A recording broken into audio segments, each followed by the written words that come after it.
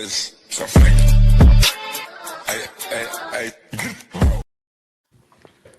Hey, we are back. We are back for another episode of the Bench Mob ENT podcast, the best sports podcast in New Jersey.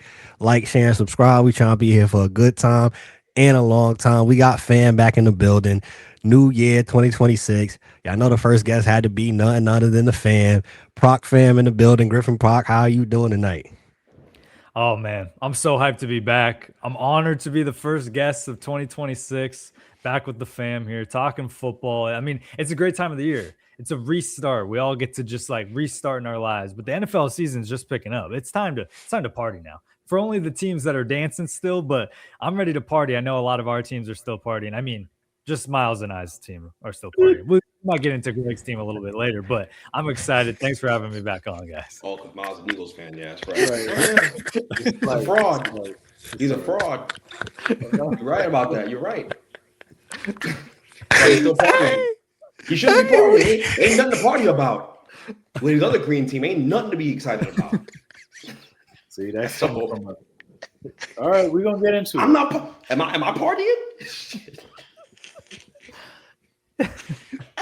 Sorry, Tom, I totally messed up your episode. I'm like, perfect. Partying for what? I put two and two together. That's right. Hey, we're going to get straight into it. Which wild card matchup are you looking forward to most this weekend? I mean, Bears Packers is gonna be fun, guys. That's gonna be a lot of fun. I look forward to that matchup. I think Caleb is playing at a high level. I think that obviously Ben Johnson has completely revitalized that run game and has him being a potent offense moving forward with Monangai and Swift, and there's so many different ways they can run the football. And Luther Burden is a lot of fun to watch when he catches the football, just making dudes miss. The Bears have gone from worst to first so quick, and they're legitimately so much fun to watch. And I'm just curious to see Caleb in his first postseason action. I'm really curious to see how he handles the environment, how that ball's coming out of his hands, right? How if he can maintain his composure in that environment as well. And obviously Chicago is starving. I mean, starving for playoff football and starving for a winner. And I'm happy for them. I'm happy for that city. I'm happy for those fans. They deserve it. It's been miserable for most of my adult life, right, and my childhood. So for this to be the reality that they're in now, I think it's gonna be fun to see how it all materializes. But I'm looking forward to that matchup. I really am, and that's one of many. I'm not gonna take off everybody's thunder. I'm gonna focus on that. But there's so many matchups that are fun here. I just think that's one that I'm really interested in. And it's super fun because it's round 3. Divisional matchup in the first round is always fun. Like, that's going to get you out of bed. No matter how banged up the Packers are, it's going to be a dogfight across the board. The Bears are trying to prove themselves. They're cursed, all of that stuff that's laying on it. But I think, honestly, the Jaguars versus Bills. We kind of talked about it at the top pre-show. Bills, what's going to happen with Sean McDermott? We're probably going to get into that a little bit more if they don't make this run. Josh Allen's having to be Super Bowl MVP and carry the weight and whatnot. And the Jaguars are playing like they have house money right now. I've never seen Trevor Lawrence move with this much motion right now. Like, this guy is feeling himself and the team is behind him. It's funny how every pundit and analyst is now like, wait, maybe we were wrong on Trevor Lawrence, right? When he starts getting it figured out under a new system like Cohen's. I mean, the Jaguars, dare I say they're a Super Bowl contender? Like, that's how interesting this matchup is. They have moved from an outside the top 10 team to a top 5 team on a lot of power rankings, and they're going up against a Bills team that has all the avenues open to them. A lot of teams they can beat and go and win this thing because they don't have to face Mahomes, Burrow, Lamar Jackson, you name it. That's going to be such a good matchup. That's why I was going to go on a tangent and bring that game up, but I knew someone else was going to say it, so I didn't. I'm so excited about that game. I'm so excited about that game too. I want to see if that Bills defense can stop Trevor Lawrence. And Trevor Lawrence, I don't know if this is his first postseason game. I don't believe that's the case. It's not. No. Yeah, he's played. He beat Herbert. Yeah, that's right. That's right. Never heard the end about that one. But I'm really interested in that game too. I think the Bills defense has to stand up here, and McDermott has to have a run, or else he's in trouble. He's in real trouble. But I mean, Of all the coaches that are in trouble, he's probably in the most trouble. I'm still in the Thunder this show. Let Miles go. He's gonna say the Eagles. I can answer it for him. I wasn't. So, I was gonna say the Jags Bills, but you guys spoke on that one already, so I'll pick a different one.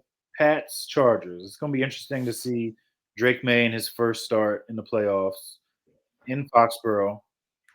They could lose that game. I mean, sure, the Chargers, their track record in the playoffs over the last 10 years hasn't been that great. But when you have Harbaugh as your coach, you're in it every time you're in the playoffs. So they could come into Foxborough and beat that team. And they're getting Hampton back. I mean, it does suck that both tackles were lost pretty early in the year. Otherwise, I think they would have been a lot higher than 7. But yeah, I like this Chargers team, and I want to see how Herbert deals with the pressure of a playoff game again. Because we know some people think he's a social media quarterback, and he's got to kind of get over that narrative of, just being clips. There's a lot of clips out there, just no accolades to back it up. Acho's still an idiot for saying that, by the way. He is, but it's sick. Hey, he's good at what he does, though. I'll say that. Oh, he is. He's gonna get these because he's poking the bear. I don't know if y'all saw he poked the bear last night. Was like, I heard there's a show that comes on at night that's full of cap that I ain't seen on. Like, he was calling out nightcap, so he know what he's good at what he does. He was like, they what's wrong with them? They can't get a laptop. They're not in a studio. I said, oh, Acho. Okay. His number's about to go up, so he's good at what he does in that regard. We're going to do our picks then for these wild card games. We'll start off with probably the most boring game of the wild card. Is because of the team that is the 4 seed, Steelers, Texans. Who wins that one?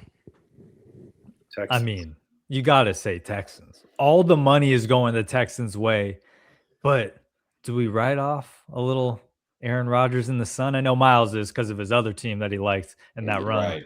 Yeah. But I don't know. There's no reason to pick the Steelers, but there also is like, why not? Like, it's the playoffs. We made it. We figured it out. That Tomlin-esque success that just lives. He's like a one and done kind of guy. This kind of feels like his moment to have his one and done against a Texans team that is kind of perceived as the favorites, I would say, in the AFC, despite the Broncos and the Patriots, etc., just because they have a little bit more tread on those tires. So I'm going to have to pick Texans, but don't write off the Pittsburgh Steelers.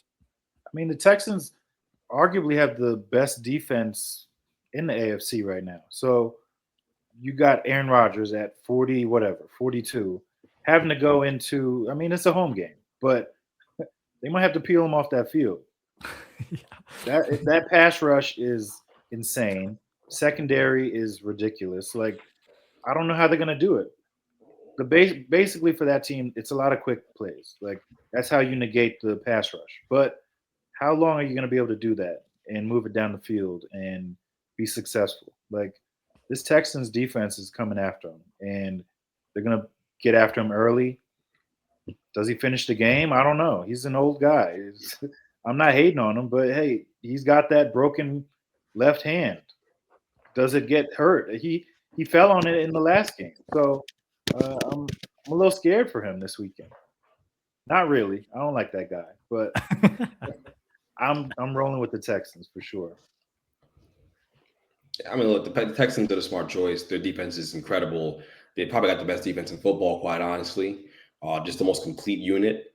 So, I think that's the safe way to go, obviously, here. But, I mean, who knows? Maybe Rodgers gets hot. I mean, he's playing some good football, man. He had a good game against that Ravens defense. That Ravens defense, obviously, it leaves much to be desired with Zach Orr, and that's the reason why Harbaugh's out here, but looking for a job on the unemployment line. But, at the end of the day, like, you got to go with the Texans. I just think they're a more complete football team from top to bottom. I'm curious to see how CJ plays against the Steelers defense, and if they can put some points up on the board, right? We ain't looking at no 13-10 ball game. I just hope we can get a game where there's some offensive points scored here by CJ and the Texans, and who knows? Maybe the Steelers get a couple of breaks here as well. But it's the playoffs, it's football. You never know what happens. But smart money's on that defense with the Texans.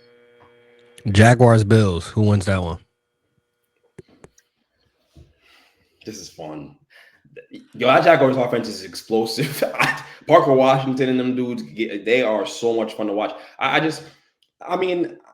think realistically, I'm going to go with the Bills. I do think if there's going to be an upset, it's going to be this game, like an upset, a true upset. But I just think that Bills defense is still playing at a very high level as well. Obviously, Josh Allen has to put points on the board with the group of receivers. He has me, Miles, and Griff out there running routes for him. And so that can be a little tough, but he's going to have to go out there and be Houdini and make secondary plays, right? The first play breaks down, the scripted play breaks down. He has to make plays on the run, right? In which he does an amazing job of. And so it's going to come down to his ability to do that effectively in this ball game for them to put up points against a very good Jaguars defense. The Jaguars defense is a good defense too. They play at a high level. They got great players all over the place. Their linebacking unit is very strong with Lloyd and those guys. They're a very good football team. So I'm very excited about this matchup for that reason. Because I think it's more evenly matched than people give it credit for, but it would still be considered an upset if we had seen we see the Bills lose that football game. So I just think that we gotta wait and see on this one. But I'm gonna go with Josh Allen. I'm gonna put my money on Josh Allen. To your point, the Bills are 1.5 point favorites, by the way. It's in a shrink too. Probably the line's in a shrink, probably even more.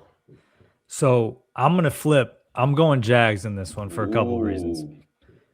The Bills have only beaten 3 playoff teams this year: Carolina, Pittsburgh, so get really excited after those 2 names, and then New England, which they play twice a year, so they had a second shot at them, but had to come back being down 30-0 or something like that at halftime, and Josh Allen had to put the cape on and go win that game. If you go watch all of the games, that's how the games went.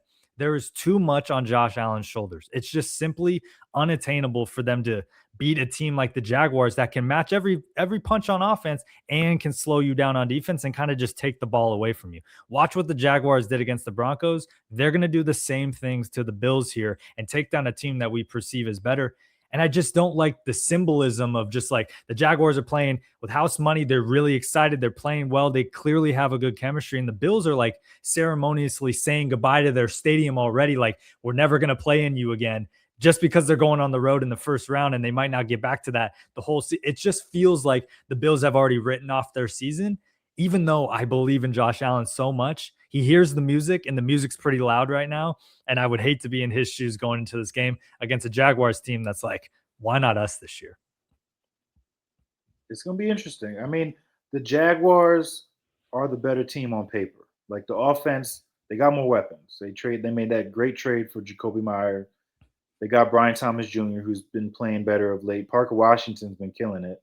And you've got ETN. And then Trevor Lawrence has been on a heater for the last month and a half. So you got all those factors coming in, and the Bills haven't been playing that great. Like, this offense isn't what we saw a few years ago, where Josh is lighting teams up for 40 points. And I don't think they can win a game like that. They're going to have to try to win it, keeping it in the 20s maybe. But this defense, I don't know if they're good enough to do that. And there's a lot of pressure on the Bills. Like you said, last game in the stadium, it felt like, I don't want to say they were saying goodbye to the season, but like everything culminated to this last game. And I mean, Trevor Lawrence, do we get the guy from December and January, or do we get the guy from September and October? That's the only thing, because he could come in there and they could have a great game plan and really shut him down. But I mean, I like how he's playing. He's proved me wrong. I mean, you saw Liam Cohen work with the Buccaneers and take down your Eagles a couple of years ago. Like, he knows how to run an offense and make sure that his quarterback's not put in dangerous situations like Baker Mayfield. Trevor Lawrence is the same type of situation. So that was just kind of my last point there, that I just have a lot of faith in this Jaguars team all of a sudden as they ended this season. Super positive. Can we just say, while we're talking about this, because this is a point that you guys have both brought up about the Bills, where it's just Josh Allen, and we've all brought it up. So we're talking about firing Sean McDermott. But can we talk about the job that Bean's done over there, the GM, and how arrogant he's gotten and not putting weapons around this guy? He only invested in the running back position, to be quite honest, and a pick in Keon Coleman where they're giving him DNPs because they just don't like him and he's not professional in the building, right? And I mean, seriously, like they got arrogant when they got Josh Allen. They realized they hit gold, and now you're seeing a situation where you have no weapons to support your star QB. And we're coming down the stretch running this guy's career, heading into his prime years, and we're wasting valuable time here. And he's throwing the ball again to me. It don't make any sense. And Shaquille Shakir can play, but there's just not enough receivers out there to support that guy. There's no number one. They let Diggs go, right, and got off that bandwagon, right? And here we are, and we're in a situation where he's not supported. And so I just feel like you gotta put accountability in the hands of the GM as well. If we're going to talk about the failure of that organization if they lose, because Dermot's going to get all the blame, but I don't think that's totally fair. I just don't. Like this is going to be the theme of the show: accountability. People were running from it all week. When I'm coaching in real life, they're running from it, and we have a conversation about a certain quarterback in the NFC who plays for a team that wears green. We're running from accountability with that guy too. So I just want to make this is the theme of the show: accountability. Whole being accountable. I don't know if his first name is Brandon. Whole being accountable. Whole the GM being in the Buffalo accountable for the fact that he did not support his quarterback enough with enough offensive weaponry. It ain't like you got the steel curtain on defense either. You allocating all the funds to the defense. They ain't like the greatest defense out there. Not the Texans defense. They're a good one, but come on. So I'm just saying. Staying with that same theme of accountability, there is a team that let go of a coach that is currently in the playoffs as a number 2 seed. The Titans need to be held accountable for letting Vrabel go. Patriots, Chargers. How do we see this one panning out? So the Chargers, like Miles said, they're banged up. They're coming into this game banged up, but they've been banged up all year. They've lost those tackles early, so they've had to adapt. What's really in their favor is they're not going up against one of the 3 great defenses that are in the AFC in the first round.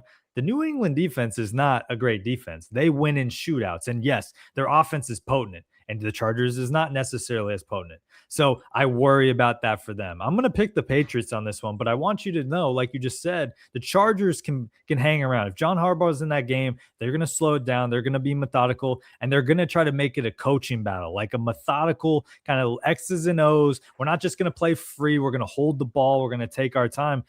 And I just don't know if the Patriots are ready for that music, as they're really ahead of schedule, especially with no defense and a banged up team in their own right and not a ton of weapons. I think it plays a little bit into the favor of the Chargers, but I'm still going to take the Patriots, as I think their story is just too good. And I mean, they've scored 20 points in 15 plus games this year. Like, they put up points. I know it was an easy schedule, and we'll get to all of that, but 20 points, they're not just beating teams like the Broncos where it's like, oh, thank God they beat the broken Commanders in overtime. No, they're kicking butt and taking names. So I'm going to go with the Patriots. I want to ask y'all, since you brought it up, just a little detour. I heard a stat. I was listening to the Dominique Foxworth podcast. The Patriots this year, since the merger, has the 10th easiest schedule all time. Do we think that will actually bite them, whether it's this game or further in the playoffs, the easy schedule that they had coming into this regular season? It 100% is going to bite them, bro. It's Miles, I'll let you finish your thought. No, I was going to say it's possible, but they're also well coached. Like, they have a really good coach that has gotten them prepared for all the games that have, come up. So I think they're going to be ready on Sunday, I think, and they should win this game. But yeah, their schedule has been really, really nice. It's been a really nice schedule to have. And yeah, the Drake May MVP stuff, I feel like it's overblown. I'll say that. I mean, hey, Greg could win MVP if he's playing these teams. So he ain't lying.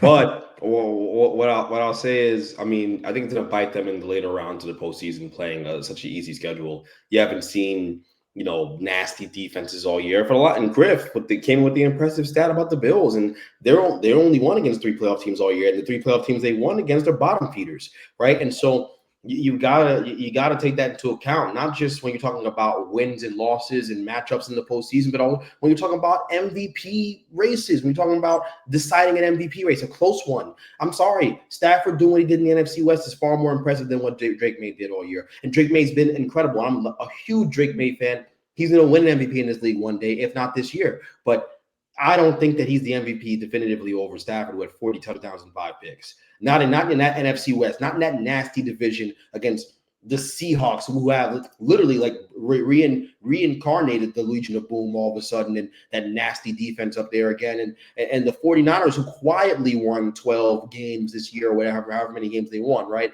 Like, you got to take that into account. You have to. And the NFC has been more competitive than the AFC this year by a long shot, just to be quite honest with you, all right? We'll get into some of these AFC teams. I'm sure we'll talk more about them. But for me, you have to take that all into account. So yeah, I do think it's going to bite them at some point. They're not battle tested the way they should be going into this postseason.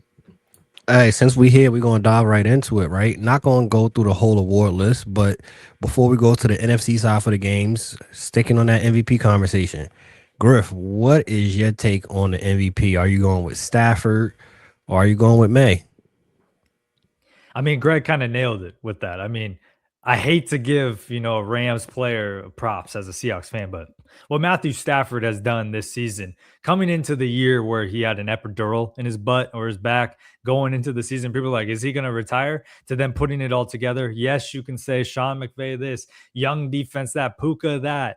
You still have to make the plays. You still have to throw the ball. You still have to operate an offense at a level that he's operating.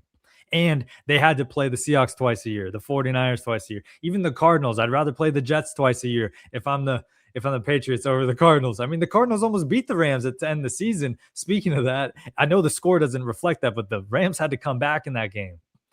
I'm going to give it to Stafford for everything that we talked about. It's kind of given like that Dirk Nowitzki kind of just like, oh my gosh, like we got to give this guy his due at this point in his career.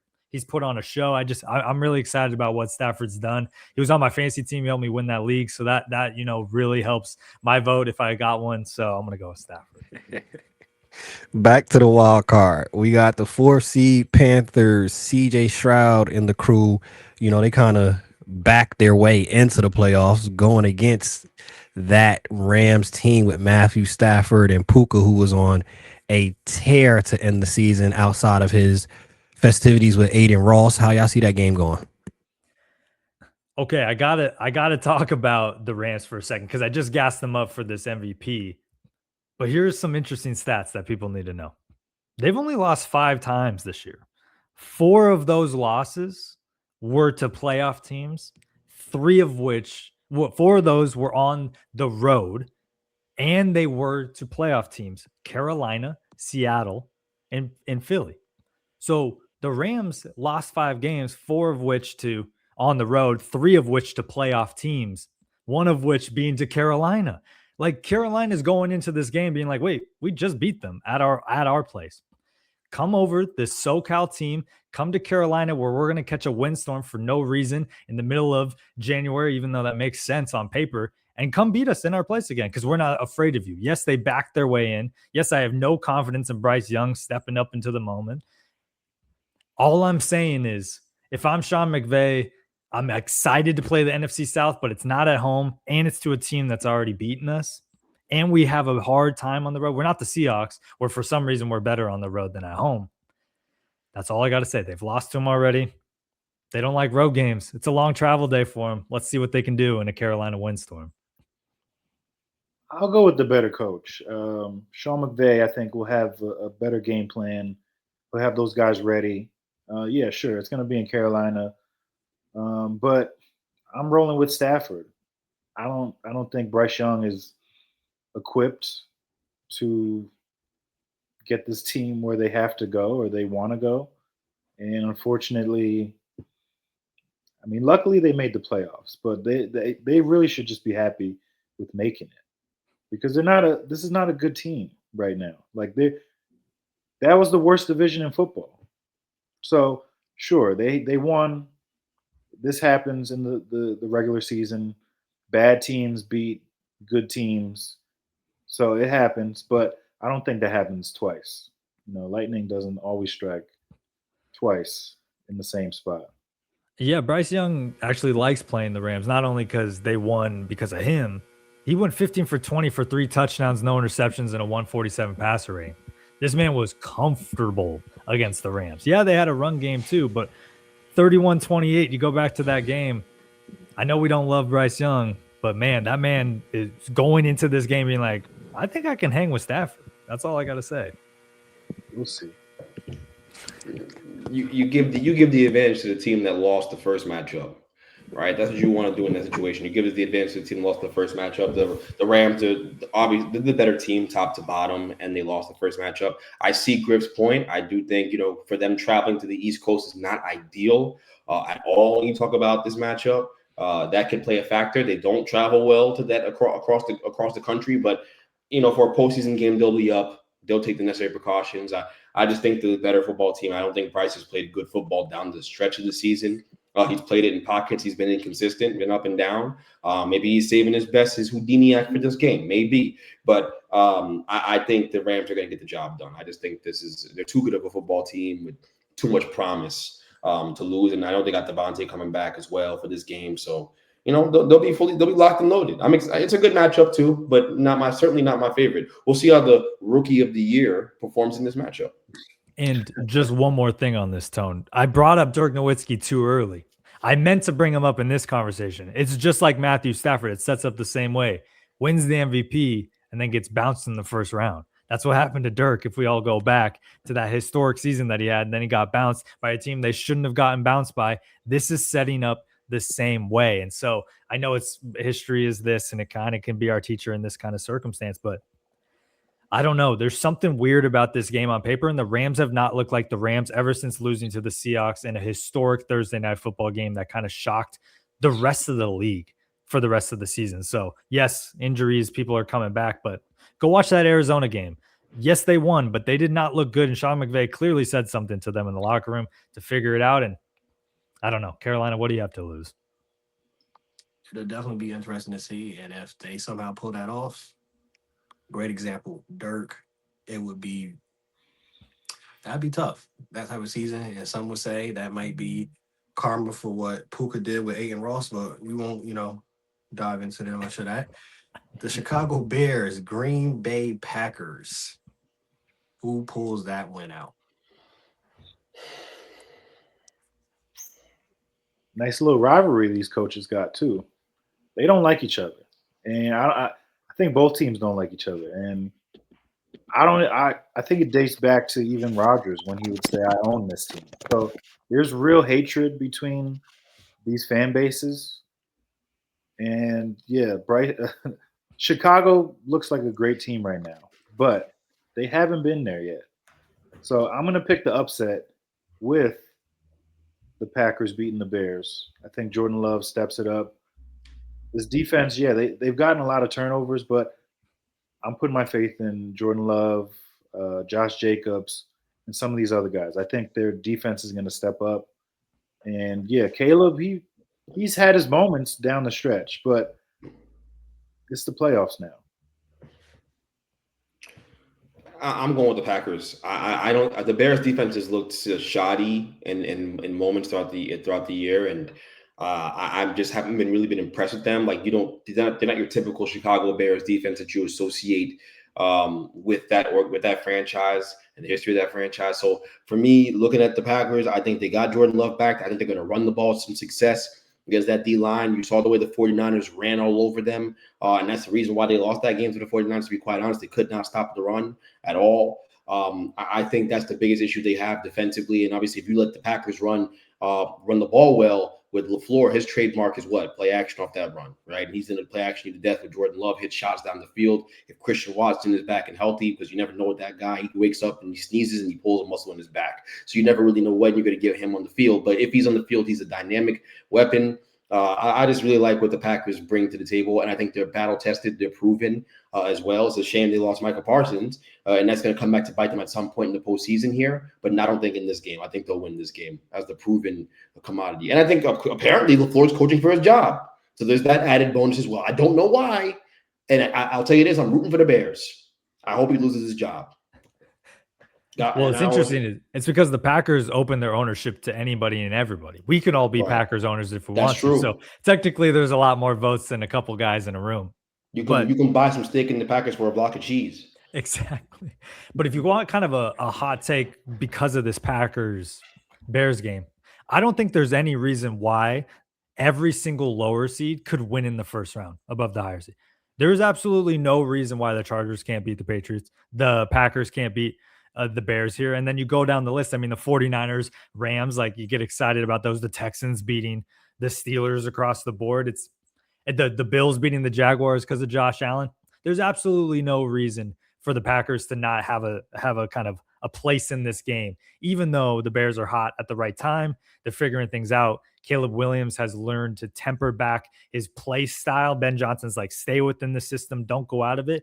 But that's what's good about Caleb Williams is when you need it, he can step out of that and make some hero ball plays that I don't think we've seen from Jordan Love yet. Jordan Love's almost more of a systems quarterback than Caleb Williams is. And so I still give the advantage to the home team and the Bears and the team that just has a little bit more momentum just because of how banged up the Packers are. I mean, if you had Tucker Kraft, give me the Packers all year long, but Colson Loveland is rolling with Caleb. So I'm going to have to go with the Bears on this one. All right. Looking at the entirety of the playoffs, which quarterback do you trust the most? Sam Darnold, anyone? No? No? He's at the quarterback I trust the least. I'll tell you that.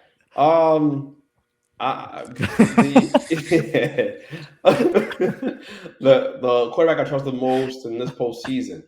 I'm gonna say Matt Stafford, Super Bowl winner, played at the MVP level all year, 40 touchdowns, 5 picks.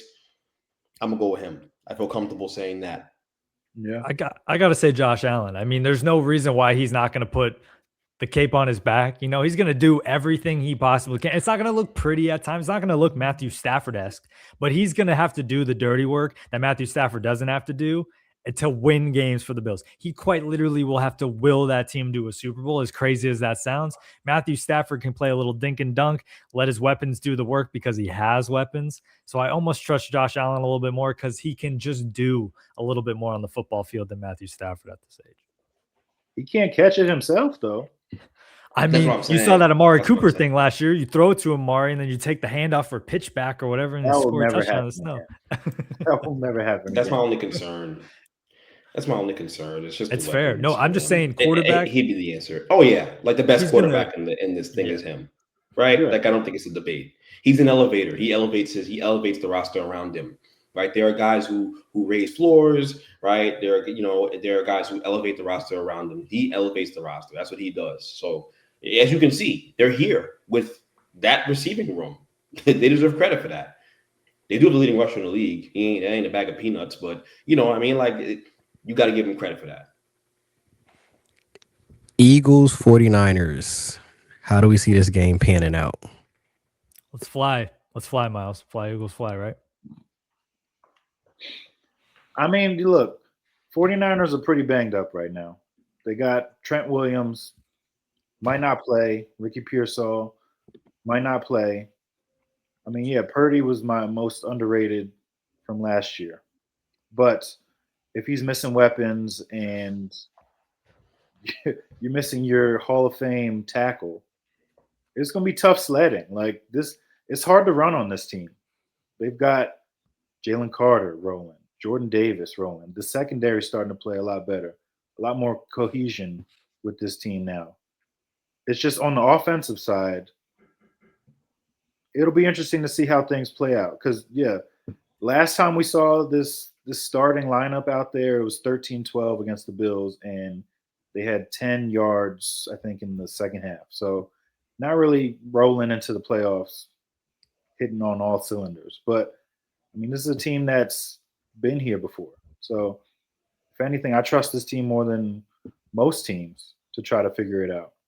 It's just the coaching. I don't know if I trust the coaching to get them over the hump. If I'm the 49ers and I'm Kyle Shanahan, I go back to week 1 and I see that Cowboys-Eagles game. And I go up to Purdy and I say, you saw what Dak did to start that game, right? Go do that again. Like, go walk up to that pile, say something to Jalen Carter, get him a little revved up. Maybe, spit yourself. Who knows what you need to do?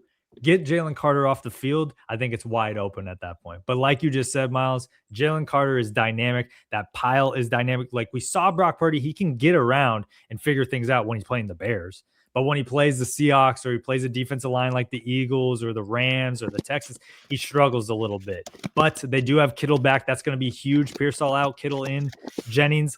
Can we talk about Christian McCaffrey? Not only comeback player of the year, but should be at least on the ballot for offensive player of the year with how much he can carry that team. The last thing I'm going to do is count out the 49ers at all because of injuries, because we watched Mac Jones win, 6 games with them against good teams. So there's no reason why they can't beat the Eagles team that doesn't have an identity on Sunday and then march their way to play us in the second round. And I would be pissed. I'd rather play the Eagles than I'd play the 49ers as a Seahawks fan. Of course you would. Of course, you'd rather play them. That's a direct dig at their quarterback. That's what that is. It's a direct dig at their quarterback. You'd rather see Jalen Hurts than see Brock Purdy. I didn't bring him up, Miles. I didn't say one thing about him. That's Greg's. I'm just saying what you didn't say. You don't. Everyone's dancing around stuff. I'm never going to dance in that. I will never dance around stuff. I'm going to step right into the manure. That's what I'm going to do every single time on the show. I step in the manure, and I'm going to tell you right now. The reality of the situation is that the 49ers are the better coach football team. Sure, Shanahan's an elite coach. Yes, they have a coaching advantage in every facet, from an offensive coordinator to the defensive coordinator. Yes, they're great. But that Eagles personnel and what they have out there, they still go out there and they still get open. They still go out there. They still get stops defensively. They're going to have a chance to win this football game. Can Jalen Hurts hit the guy, read the defense, and make the plays that necessarily be made? Like, the reality of it is I don't walk into this game if I'm an Eagles fan expecting them to be able to run the football well, because you haven't run the football well all year long. You haven't had any success with Saquon Barkley. Your offensive line's banged up. It isn't what it was in 2024, right? So you're not getting these friendly coverages from defenses anymore that are, quite frankly, easy to throw into when you have 2 great wide receivers like A.J. Brown and Devonta Smith. Just pick your one-on-one matchup and throw the ball. That's what he was doing in a lot that Super Bowl year. Now it's tougher because you can disguise your coverages, because teams could stop the run with 4 guys, right? 5 max. They don't have to load the box anymore to stop Saquon, right? And so it changes the calculus. It changes the way Jalen Hurts has to go about playing the position. It requires more of him. And while the offensive coordinator has not necessarily helped him with the design of some of these routes and these plays, there are still guys open that he has been missing throughout the year. We're going to accountability. We cannot only talk about Patullo. It's not fair. It's not fair. Patullo he's not going out there and throwing the football around. Jalen Hurts has to go through that. And the reality is he's missing guys down the field. He did against the Giants. I saw him miss receivers. I saw him do it against that in that Black Friday game against the Bears. There are ample examples of him doing this. It isn't like I'm making it up. It's not an opinion. It's not me hating on Jalen Hurts. Believe it or not, I have respect for Jalen Hurts, whether people believe it or not. It's just the reality of it. But the truth is that the guy has not played up to the standard of a top 5 quarterback, which is what people were telling me before the season started. So I'm just holding you to that standard. You're a top 5 quarterback. You got to overcome stuff. You got to overcome poor coaching. You got to overcome poor O-line play to a certain extent. Isn't that what Justin Herbert did? The Chargers are still in the postseason and they lost both their tackles. Both their tackles, they're still here. That's what Justin Herbert did. Justin Herbert has led that football team. He has numerous drives under his belt where he's done it. They still ran the ball well, and they're well coached. But Justin Herbert has risen above an incredible amount of adversity. And we're not making no excuses over there, even though we could. So I don't want to hear no excuses here. It's ridiculous. We got to hold this guy accountable. He plays the most important position in sports in one of the biggest media markets in the world. Let's start treating him like an adult. Okay, he's an adult. I don't know what's going on here. I don't know what's going on. The Eagles fans get weird. When you post this clip, the Eagles fans will be in the comments talking all crazy. Oh, why are you talking about her? Shut up. You're an idiot. No, you're the idiot. You're the idiot. If you can't be honest about what you're watching on TV every single Sunday, you're the idiot. it's so obvious that this guy's not playing football at a high level right now. He's not processing defenses the way he should be. How about that pick he threw against the Chargers late in the game to lose that football game? That was, I don't know what he saw. I don't know what he saw. He threw it right into double coverage. All right, so I'm just saying, like, he has not played well, and that is okay. It's a part of this, but he has not. Can we admit it? Can we just admit that, please? Miles, let's get to an admittance from you here. Let's do that. How about that? Just start okay. First off, you said bad coaching. You can overcome it. You believe that. You can. If you're a great player, you can. Great players can overcome bad coaching to an extent. And by the way, guys are still you in bad spots, bad situations. Bro, it's not that bad though. Like, I understand. Bro, these are the same routes that you're running at the bubble over here in Montclair. This is real basic concepts that they're calling for this team. So yeah, Jalen Hurts' play has been up and down. It's been up and down this year. Up and down? It's been up and down. You think he's been terrible? How many ups have there been? The Viking game was an up on the road. That was an up. They played awesome. How many games did he play great in? I'm not about to go through game after game. I'm here. It's okay. I got you. I'm not about to go through game after game after game. But the play isn't as bad as you're making it seem. Like, sure, when you look at the tape, like that Bills game, it's rough. It was a rough game to watch. But when it comes down to it, if you're calling basic plays that aren't creative, it's not really helping your offensive playmakers. He's an offensive playmaker, and he's frustrated. You can see it. Like, I mean, you watch Hard Knocks. You watch it for Jackson Dart and your boys. So I'm sure you're also watching the other stuff. He's frustrated in those meeting rooms saying, like, we got to figure this out. We got to fix this. Like, this is not how we're going to win a Super Bowl. But I got faith in this guy. I got faith in him. I think he can make it happen in the playoffs. I mean, I've seen him outplay everybody's quote-unquote modern-day GOAT in Patrick Mahomes twice in the Super Bowl. So, I mean, if we're going to do that. Oh, wow. That's what you want to do, Miles, really? That's the argument you want to do? Well, you know damn well that defensive line won the Eagles that football game and got after Mahomes and made him uncomfortable all night, and he couldn't drop back and throw the football because, again, Hurts has had a wealth of wishes. What's the argument in the first Super Bowl? Because Mahomes was helped by them refs. If not for the refs, Jalen Hurts would be 2-0 in the Super Bowl against Patrick Mahomes. So there's that. Hey, listen, I'm gonna tell you right now. I'm gonna just tell you right now. I'm looking at the stat log. The Minnesota game was awesome.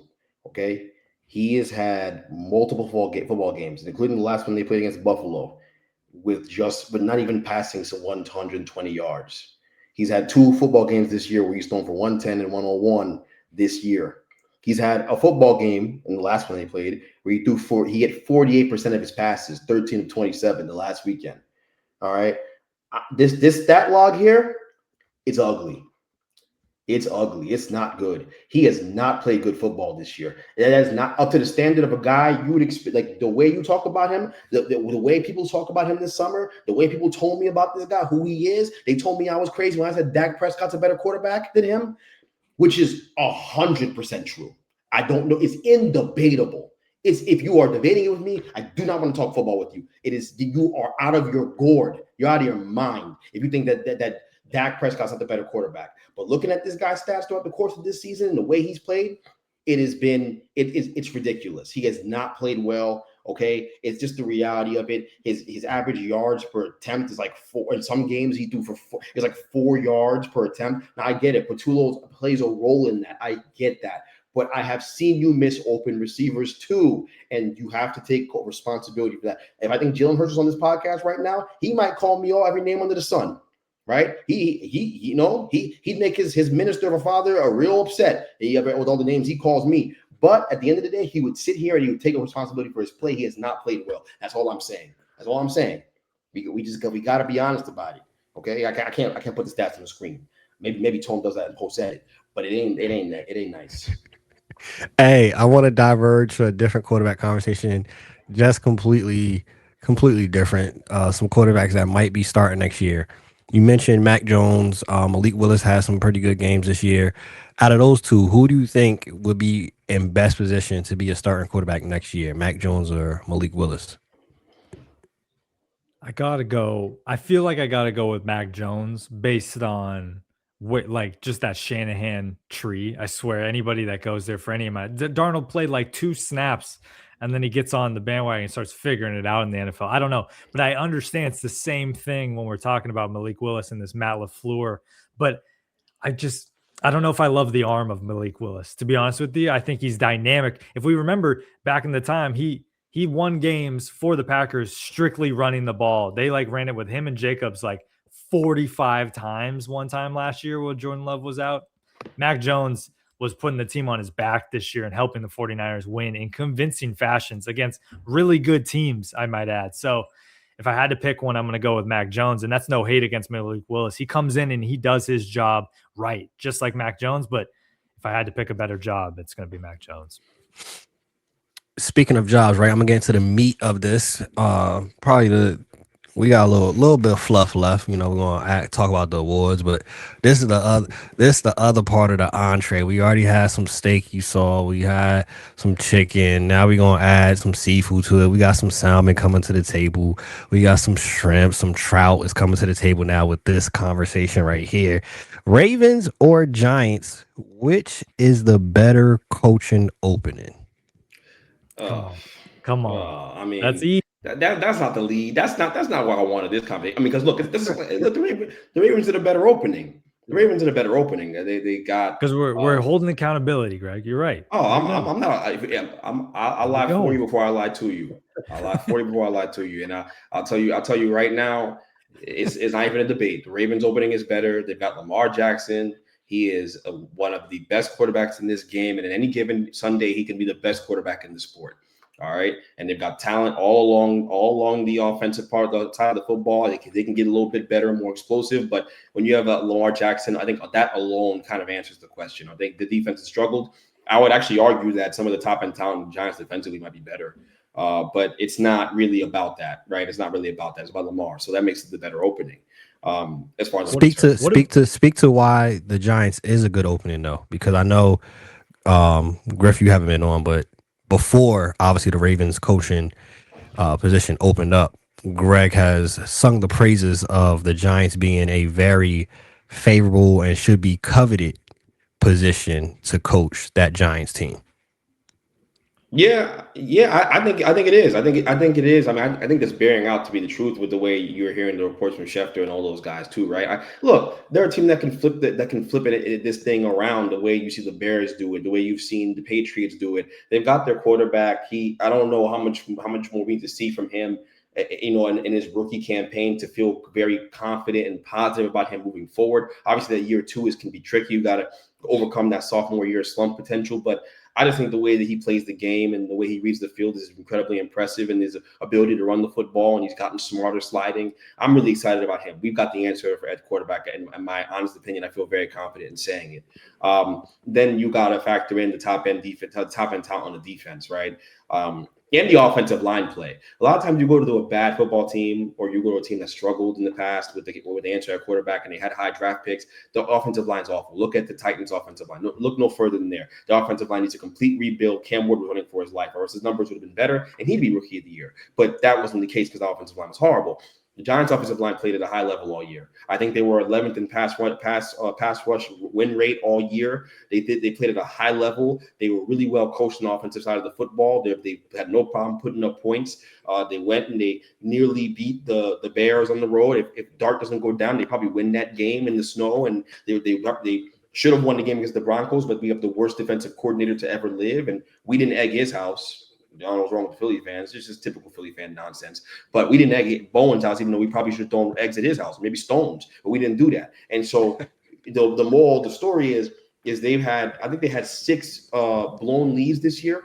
You win those games, you flip that thing around, and you're a team that's vying for a wild card spot. You're a team that's in the mix, that's having a conversation about this season being very different. And you saw just changing the defensive coordinator at the end of the year with Burns and and Abdul Carter, who really came on late and played a heck of a rookie year, all things considered, with the amount of pressures he generated as one of the top pressure generators at the edge rusher position. There's just so much talent on the roster, man. Like from top to bottom, there really is. It's just a matter of adding depth. The Giants need depth. They don't have depth. I think that's the big thing behind their starters. But this thing can be flipped very quickly with the competent coaching. Coaching was the issue last year. When you lose games, when you lose close games in any sport, that's a coaching problem. It's not really all about players. That's coaching. Like losing close games is about coaching. Coaching gets you over the hump in those situations. And I just feel like the Giants have an opportunity to get the right coaching here and turn their fortunes completely around. Because the quarterback question is answered. Excuse me. And I feel like it's interesting. It's like the Ravens, then the rest. I think we can all agree on that. But tier 2 is the Giants. And then I'd argue the Falcons are in it with their young talent across the board and their young quarterback that we just haven't been able to see enough of. And they're just, if they can get a GM in there that's not signing Kirk Cousins the $50 million a year for fun to be on the bench, they can then use that space to figure things out. That defense was really coming on late in the season. They were the most frisky team, just bouncing teams out of the playoffs, making them feel bad about themselves to end the year. And then from there, you go down to kind of like the Cardinals and Browns, I would put in tier 3, and then the Titans and Raiders kind of in tier 4 in the basement. Is kind of how I would look at the current job openings here. But if I'm Harbaugh, I'm looking at the Giants and I'm really considering it. Or if I'm Stefanski, I'm really looking at it. But the Falcons, I don't know. There's something about it. Something's chirping. I'm hearing Matt Ryan might be going to the front office a little bit. I'm like, okay, we're getting some adults in the room now. It sounds like we're going to start listening to the history a little bit of the team, and we're going to start figuring out. I'm just saying Atlanta was dancing around the playoffs by the end of the season. So I don't know. That's where I'm at with this. I'm so happy you said that. This is good. This is what Griff brings. Okay. You said the quarterback we need to answer. We haven't seen enough of. We have not seen enough of Michael Penix yet. I have. Oh, I've seen enough. I've seen enough. The injury this year and the injury history he had in Indiana going into Washington, right? And that's a real concern, red flag. And that's before you get to the tape, because this year when he hits that back foot and he can drop back and he knows what he's throwing into and he's confident throwing the football, oh, it's great. He throws piss missiles all over the field. It's incredible. But the second there's any kind of the coverage that looks a little murky to him and he has to hitch, because he's not a secondary reaction guy. He doesn't move and like extend. And that's not what he does, right? He's got 2 bionic knees. He can't really do that. And so when you look at the way he plays the position, he needs to be able to decipher defenses at a higher level than he does. I'm not saying that's ever going to happen for him, that he won't become a great processor of defenses, but I don't think he is right now. And if I were a coach sitting there, this is no bias. It's just the way, it's just being honest. I would be far more apt to want to coach Jackson Dart than I am to coach Michael Penix based on what I've seen on tape so far, right? Just being honest, right? The way they process defense, the way they play, their ability to run. Jackson Dart gives you a different running element. He gives you the element to extend plays and give you secondary reaction plays. He's just a better player right now, in my personal opinion. Now, at the end, the book is not written on Michael Penix Jr., and they have more talent. That roster is talented. It very much is. They have a nasty defense, so I can see the appeal to the job. I'm not saying it's not an appealing opening. I'm just saying, like, when you look at coaches and making these decisions and how cutthroat it is, you want to hitch your wagon to the right quarterback. That's what you're doing. You're just playing the game of like ring around the rosy with these quarterbacks, trying to figure out which quarterback you're going to pick and hit your wagon to and run off with into the sunset. And hopefully you can keep your job for 18 years the way Harbaugh did, because you picked the right one. And I just think in this situation, I'm not sure there's one that's – Cam Ward is an exception, but the roster's so bad. But I'm not sure there's a better one than Jackson Dart on the market. Hey, Miles, I want to ask you this. Which team do you feel is set up for the quickest turnaround to be a playoff team next season?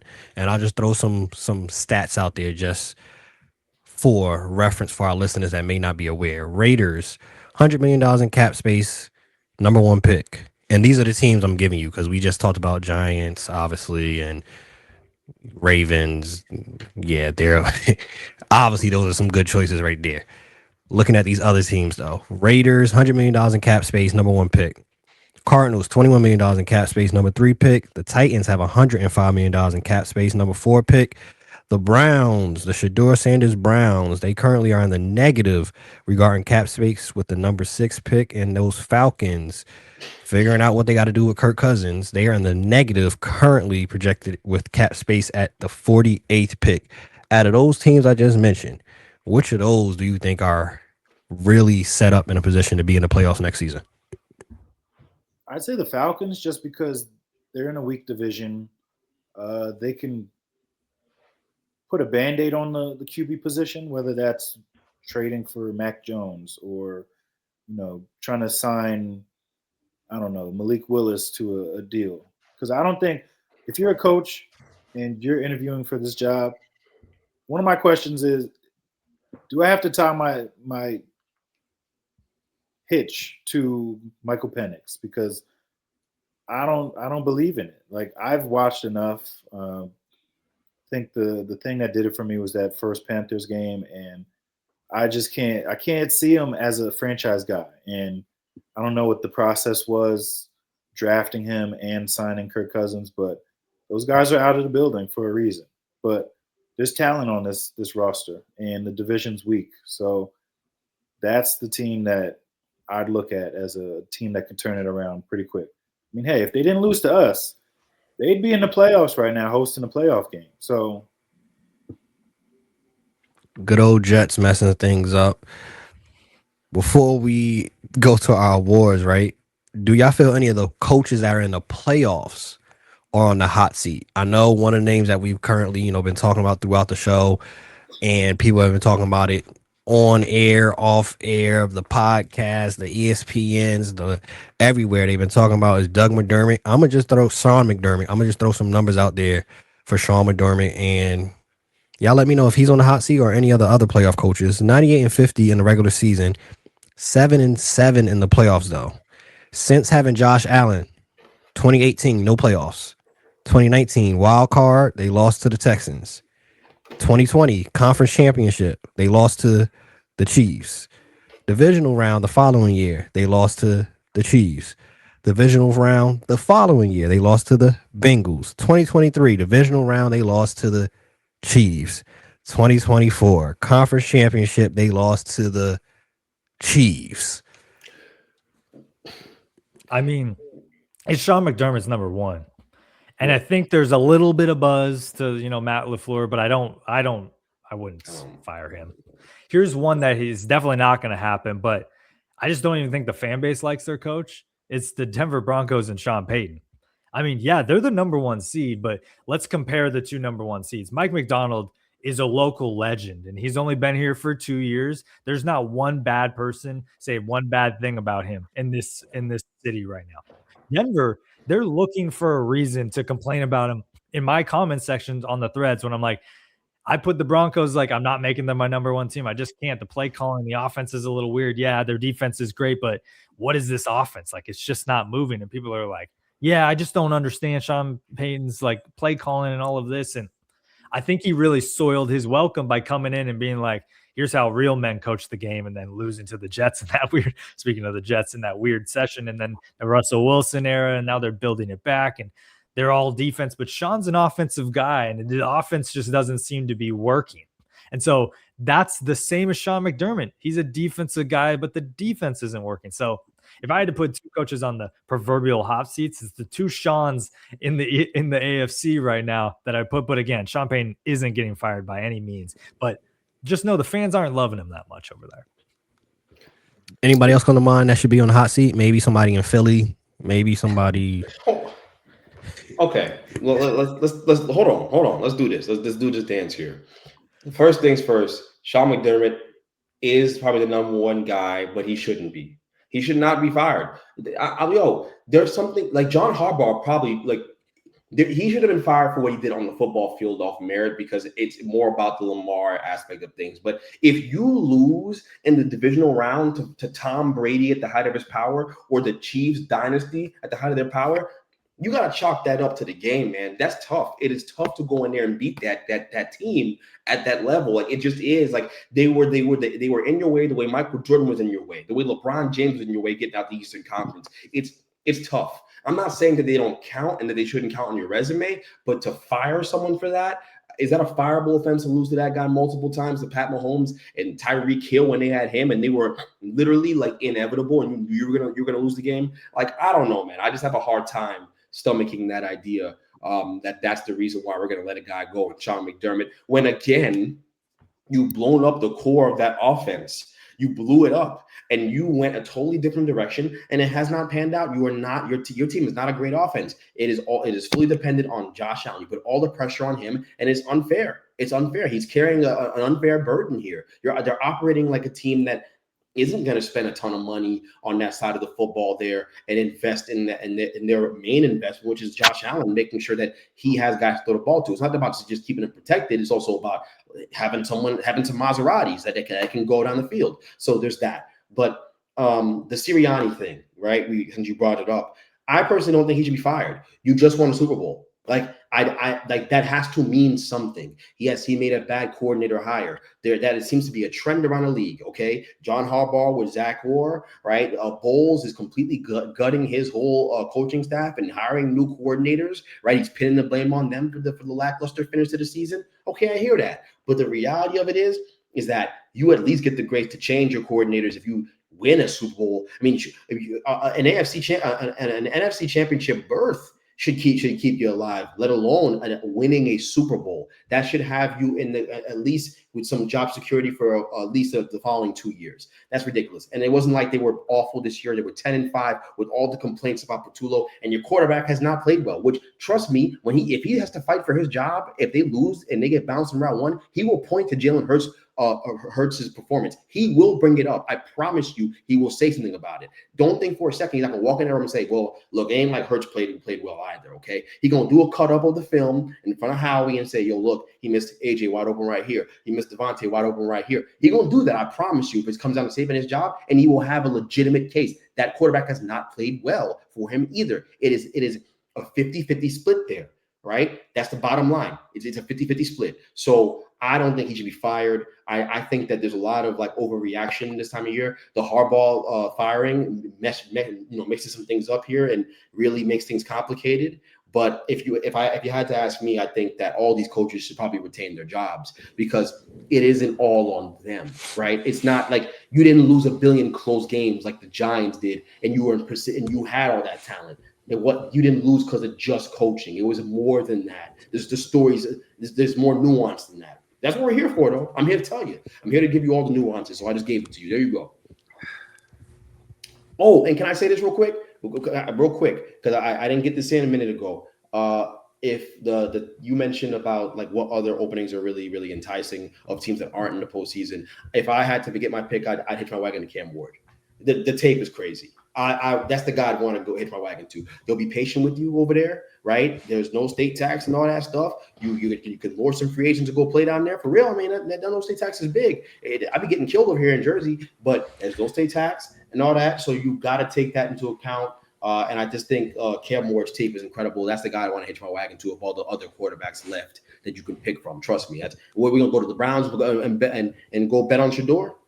See, I don't want to do that. That's a whole different conversation. Nasty work. Nasty work. Cool. I'm sorry. It wasn't nice. It wasn't that good. The tape wasn't that great, guys. I'm sorry. I wasn't really impressed. I'm just being honest. He did dirty by Stefanski, but it's not perfect timing, bro. The timing is not perfect. I know Stefanski is happy to be out. But we're not going. We could say that for Stefanski quit when he had to start him. When he had to start him, he quit his job. When you were running Wildcat, to get down there, he was a dead man walking from the jump. Like he was never. I don't know, bro. Unless they somehow won 8 or 9 games, he wasn't making it till next year. And you could blame that on the nasty man. Yeah, well, yeah. You should have brought up some chicks from Houston, and it would have been night and day. Those massages. It's not the same in Cleveland. The second he got out there, too.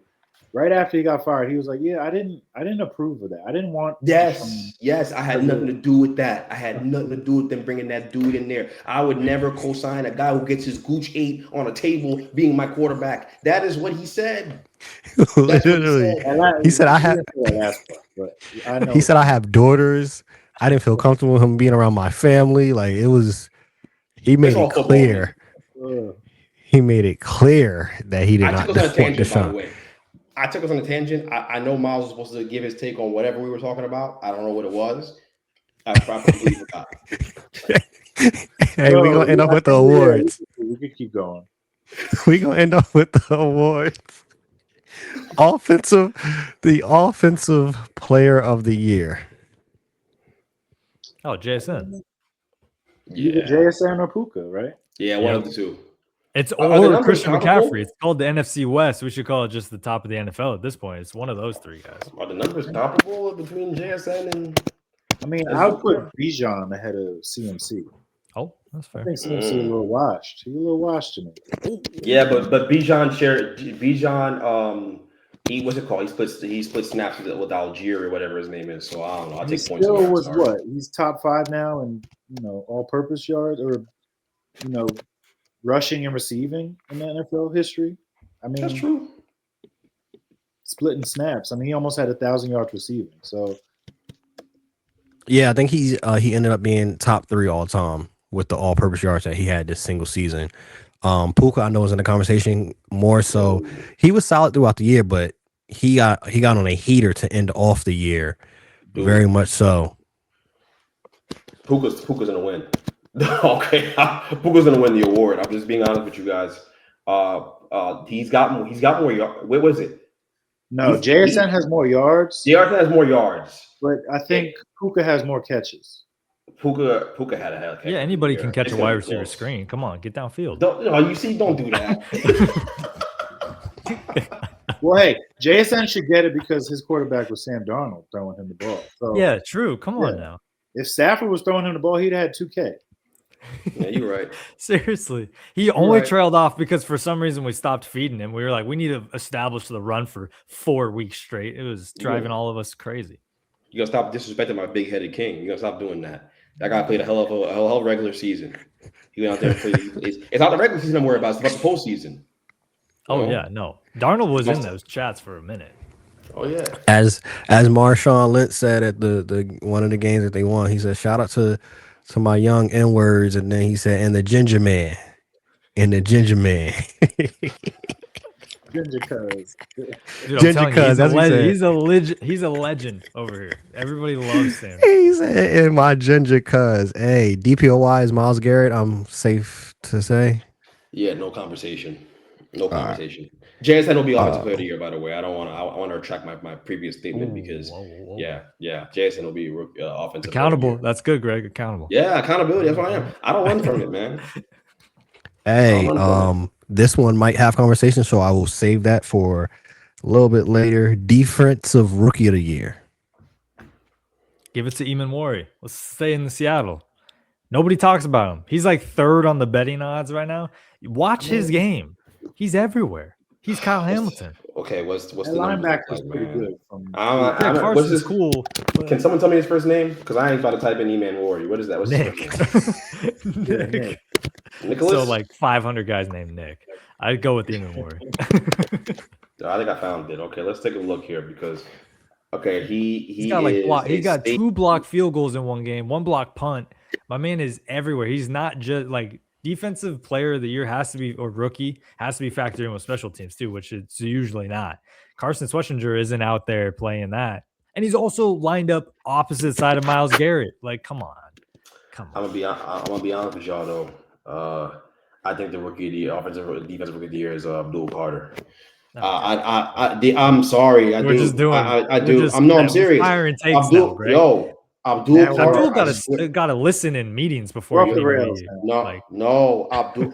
I know the sack number isn't crazy. I get that. I really do. But the pressure number is steak crazy. and chicken on that line next to him, and he like the bread that you get free at the table. Like that man is not good. We want him to what? He's not good. Okay. Well, now we need to see it. I want to see him on his own. Off pressures. I need to see him like an Aiden Hutchinson situation. I need him on the line by himself to see if he's good. Don't give me this. He had stretches in football games this year where he was just destroying offensive game plans. Because they're triple teaming. He was flashing. He was flat. They were double teaming him. He's flashing. He flashed all year long as a rookie. Everything what you saw in Penn State. What you saw in Penn State. We're so far ahead. Now we're going back. I'm gonna tell you something. By the way, what I'm saying though, what I'm saying right now, it ain't like you're not gonna hear from somebody who you claim to love and know all this football. That's all I'm going to tell you. I ain't heard about no E-Man Warrior from nobody that knows football. But I'll You tell ain't you watching this, ball. you happy to hear about Carter. All right, I'm just telling you, you guys have a great defense. And I'm sure E-Man Warrior's had a heck of a year. But the guy that I've heard of being the number one guy for this award has been Carson Schlesinger. I even heard about the rookie in Atlanta, Pierce. Pierce is definitely having a good season. But Carter is not getting any love, and I'm just telling you, he deserves a lot more than he's getting. That's all I'm saying. So I had to take a moment to give him the love on here that hill, Greg. I think he was 8th in pressures as a rookie amongst all defensive linemen, not even just rookies. So, all right, okay. He's gonna have 12 sacks next year, and then we're gonna be like, oh, okay. The signs were always there. Dude, I'd get a pressure on that line if I was on the Giants line. I'd get a pressure. I don't know about that. But I'll tell you this right. I'm just swarming over those tackles. Oh, wait, there's nobody even in front of me. I'm Abdul Carter. There's nobody in front of me because everyone's triple teaming Dexter. I wish that were true. I wish it was that easy for that defensive line all year. They didn't get schemed up very well, but he did it in spite of that. That's all I'm saying. He did it in spite of bad coaching. No, he's definitely top 10 in the voting. Top 10. Maybe top 15. Yes. You can play above the X. You can play above the X's and O's, by the way. That's my another point. It ain't all, but he could blame his coach too for 4 sacks, but he ain't gonna do it. Comeback player of the year. Should have been Daniel Jones, RIP. But RIP. Dang, RIP. He's still alive. No, but you know what I mean. He's got that. I know, I'm messing with you. That Achilles. Sorry, Greg just fired me up with that. I think it's CMC and there's no debate. I mean, that man missed all of last season. And yeah, he might be a little washed by Miles, which is also crazy. Can't even go down that path. But he is carrying this team of the 49ers. The NFC West has 3 teams above like 13 wins. Christian McCaffrey accounted for like 7 of those wins. Yeah, I like Mac Jones, but I like CMC better. That's why they won a lot of those games. CMC was like, hey, I'm open. He's everywhere. All scrimmage yards, et cetera, et cetera. And he was also hurt all last year with like 3 leg injuries. So CMC. Okay. Yeah. Yeah. Yeah. He's the comeback player of the year. He had a great year. I still think he's not the same CMC. Oh, that's fair. 100% fair. 100%. Maybe Aaron Rodgers will get some votes. Coach of the year. Come on, guys. There's an answer to this. It's not Vrabel. Man, this turned into a Seattle. McDonald probably deserves it. We're the 1 seed. This is our year, guys. Hey, I'm gonna tell you right now. You might be right about turning to Seattle podcast. Joe Shane, executive of the year. Hey, you said E-Man Worry. I just looked up Carson Schlesinger's stats. He got like 12 more tackles than him. I don't know what we're talking about. All right, Schlesinger's gonna win the award. That's all I gotta say, bro. He might be Schlesinger's gonna win the award.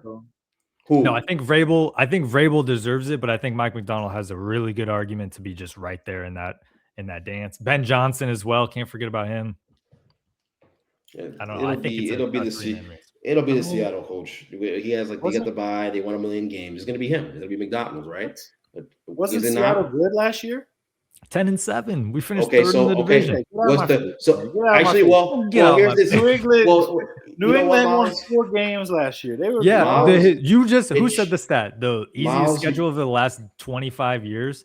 That was heavily skewed because of this season. Coach of the year because you had an easy schedule. Guys, the answer is actually very easy. And Miles, it's your point. Miles, you made a great point. This is true. The answer should be Ben Johnson because it turned the Bears around. Because that is something that we never thought we'd ever see, and he's done that in a single year. And the personnel, while they revamped the line, for him to do that in that division with those monsters in that division as well, a very good one as well. I think he deserves a lot of credit for that. So I would probably go with Ben Johnson, but it could go Mike McDonald's way, and maybe Griff will be happy and skip off into the sunset. But we're gonna see. We're gonna see how it goes. We're gonna see. You have a case, Griff. I'm not saying you don't. We ain't runners up. We're winning everything this year. We're taking. They improved by 4 wins. Yeah. I think harder wins in the season by beating the Rams and 49ers at least once. I think it's between Ben Johnson and Mike McDonald. Honestly, Vrabel. I'm not for coach of the year. I'm not looking at because that schedule. He might win. He might win though. He might win. Yeah, he might win. He might win, but I'm going the favorite. He's the betting favorite Yeah. right now. There you go. I'm going with Ben. I'm going with Mike McDonald or what my man did over there in Chicago. I think that's a bigger turnaround because it's the Chicago Bears. We've seen the Patriots actually be good. We've seen the Patriots be good, and Drake Yeah, we've May. seen Seattle be There was good. Seattle's question. been good our whole lives. There was For the questions most part. about. Shit, There was not questions whole life. about Caleb Williams going into the season as well. So with all of that, I would give it between those two, but Vrabel's probably going to win. And I saved this one for last because this one is definitely going to be a discussion. Probably, I love to hear Griff's viewpoint on it because these two at the bottom of my screen have been talking about it for like the last 2 weeks. They talked about it last episode. Offensive rookie of the year. It's a toss-up. You thought Coach of the Year was a toss-up. This is a toss-up. Throw Abdul Carter in the mix here. Anybody can win this award. Of course, it's between Tet and Tyler Shook. That's the consensus for Rookie of the Year right there. Yeah, and I'm gonna go Tet. If I'm gonna go because he played every game. Shook was on the sideline for not his reasons, but he was on the sideline. Because you know what's crazy though? When this conversation was brought up, I fear I'm on the right side of history too, Greg. By the way, Griff was going to say anything but dart. I already knew how this was going to go. I knew it was never going to be dart. Dart wasn't going to be a part of the conversation. Miles is trolling at this point because the betting odds have shifted and Tyler Shook fell below dart because people got some goddamn sense in their heads again. But this idea that Tet is the runner away and it's not Dart who plays the most valuable position in football. And when he went 4-8 as a starter with that schedule, and was in position to win football games and lost because of his defense and had multiple drop touchdowns, it's clearly Dart, but it's okay. Like, I've accepted the fact that the narrative here about the head injuries and people thinking he had 50 concussions when he literally only had one is going to be the reason why he is robbed of this award. And it is what it is. People aren't very smart. We see it every single day.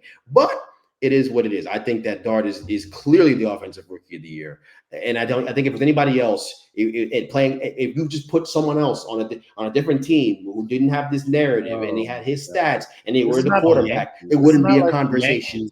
It wouldn't be a conversation. What Yankees? Don't bring up the Yankees here. We ain't talking about no baseball, and they ain't got no reason to be brought up. I don't know why we bring up the Yankees. We shouldn't be bringing them up. Here's my actual about the Giants. Like, people hate the Giants or something. That's not what I'm saying. That's not what I'm saying. I love the Giants. What I'm Put saying. A dub. Call it. That's not what I'm Miles saying. Picking games. I'm saying to you that the narrative about him, his head injuries thing overtook his play. People stop talking about the play on the field and start talking about him being in a concussion tent. And he had one concussion all year. And that's all I'm saying to you guys. So it was a narrative about his reckless play, and we stopped talking about the play on the field, and the numbers bear it out. If you look at the numbers, if you watch the game tape, you will see he was by far the best rookie quarterback of any of them. And that guy usually wins the Rookie of the Year award because he's playing the hardest position to transition to in the NFL. It's easily the hardest, and he did it seamlessly. So he should be Rookie of the Year.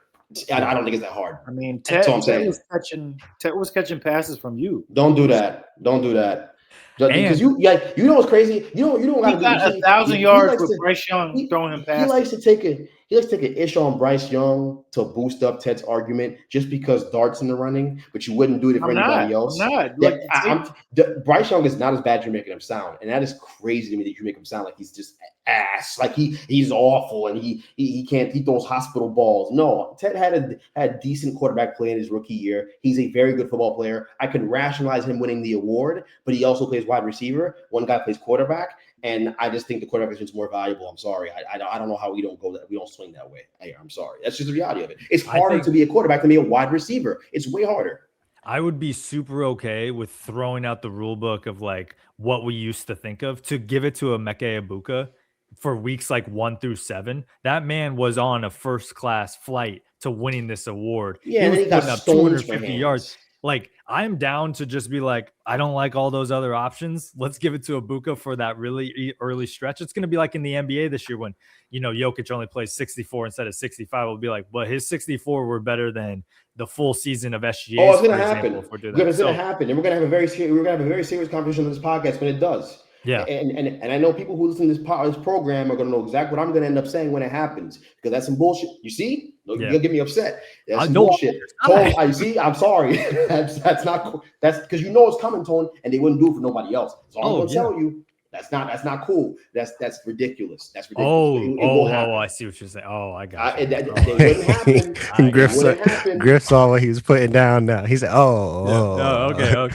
Puff pass. Different topic. Miles and I will align on that topic there. I'm sure Miles will feel the same way. It's nonsense. But it's gonna happen. I've been thinking that. I've been on that, but that's okay. But you know what? Fair. I'm gonna tell you. I didn't mean to bring it up. Hey, he did. You know, it's like from the bench after dark. But I'm gonna tell you this. I'm gonna tell you this. The Booker, he got stones for hands the second half of the year, man. I mean, I don't know what to tell you. I don't know how. Yeah, I don't know what happened.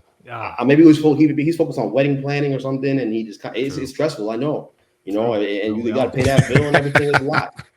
You know, so maybe that's what it was. But he just completely forgot to catch football second half of the year. By the way, Griff, he'd be the runner. He'd run away with that award. He would run away with it if he kept on playing the way he's playing. I completely agree, but he didn't. I mean, it was awful. It was really bad. If he played halfway decent down the stretch, he would have ran away with the award. He just didn't even do that. He was getting like one catch per game or something crazy. It was wild.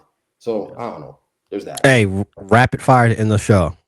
I just need the answer. Rapid fire to end the show, and maybe we could dive into it later of why. But just give me the answer of who you would rather have for the next 5 years: Cam Ward or Jackson Dart. Ward. I'll say Dart. Fast. Say Dart because I don't trust the Titans to figure that out over there. I think Dart is younger than him too. I love Ward, so like I don't think there's like a wrong answer. I'm not saying Griff is wrong by having that answer. That fast is kind of crazy. Dart is him. But he said rapid fire.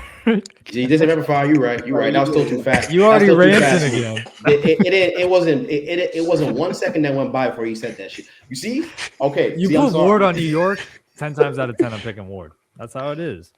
Switch positions. You put Dart on Tennessee, hang up the cleats. His career's over. Here's what I'm gonna say about the comparison. Dart does a better job taking care of the football, and it's not as simple as the offensive line getting strip sacks. I think Ward puts the ball in harm's way more often than Dart does, and that just bears itself out on tape. That's not. He has to. He's got Tyler Lockett running down the seam. I'm not telling you that he shouldn't do it. I'm just telling you I want to see if that is something that continues as his career progresses. And I will also tell you, and this is a fair critique, and it's coming from me.